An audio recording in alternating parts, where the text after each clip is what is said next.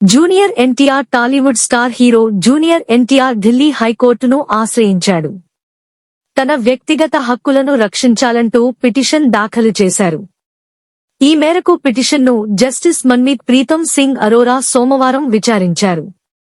NTR ఫిర్యాదులపై information technology rules 2021 కింద 3 రోజుల్లో చర్యలు తీసుకోవాలని న్యాయమూర్తి ఆదేశించారు. Tollywood star hero junior NTR Delhi హైకోర్టును ఆశ్రయించాడు. తన వ్యక్తిగత హక్కులను రక్షించాలంటూ పిటిషన్ దాఖలు చేశారు. ఈ మేరకు పిటిషన్ను జస్టిస్ మన్మీత్ ప్రీతం సింగ్ అరోరా సోమవారం విచారించారు. ఎన్టీఆర్ ఫిర్యాదులపై ఇన్ఫర్మేషన్ టెక్నాలజీ రూల్స్ 2021 కింద 3 రోజుల్లో చర్యలు తీసుకోవాలని న్యాయమూర్తి ఆదేశించారు. సోషల్ మీడియా, ఈ-కామర్స్ ప్లాట్ఫామ్స్ పై తగిన చర్యలు తీసుకోవాలని కోర్టు చెప్పింది. కేసు విచారణ ఈ నెల 22వ తేదీకి వాయిదా పడింది. ఆ రోజున సవివరంగా ఉత్తర్వులు జారీ చేయనున్నట్లు జస్టిస్ ప్రీతం సింగ్ అరోరా తెలిపారు. జూనియర్ ఎన్టీఆర్ తరఫున సీనియర్ న్యాయవాది జె సాయి దీపక్ వాదనలు వినిపించారు.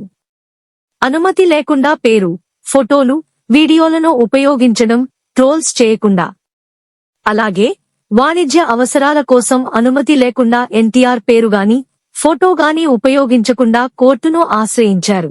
గతంలోనూ టాలీవుడ్, బాలీవుడ్ నటులు నాగార్జున, అజయ్ దేవ్గన్, ఐశ్వర్య రాయ్, అభిషేక్ బచ్చన్, అమితాబ్ బచ్చన్తో పాటు ఆర్ట్ ఆఫ్ లివింగ్ ఫౌండేషన్ వ్యవస్థాపకుడు రవిశంకర్ సహా పలువురు ప్రముఖులు ఢిల్లీ హైకోర్టును ఆశ్రయించిన విషయం తెలిసిందే. తాజాగా వారి బాటలోనే జూనియర్ ఎన్టీఆర్ సైతం హైకోర్టును ఆశ్రయించారు. ఇక ఎన్టీఆర్ సినిమాల విషయానికి వస్తే, ప్రశాంత్ నీల్ దర్శకత్వంలో డ్రాగన్ మూవీలో నటిస్తున్నాడు. వచ్చే ఏడాది ఈ సినిమా విడుదల కానున్నది. ప్రస్తుతం సినిమా షూటింగ్ జరుగుతున్నది. ఆ తర్వాత త్రివిక్రమ్, నెల్సన్ దిలీప్ కుమార్ దర్శకత్వంలో నటించనున్నట్లుగా టాక్. అలాగే కొరటాల శివ దర్శకత్వంలో దేవర మెనస్ 2 సైతం చేయాల్సి ఉన్నది.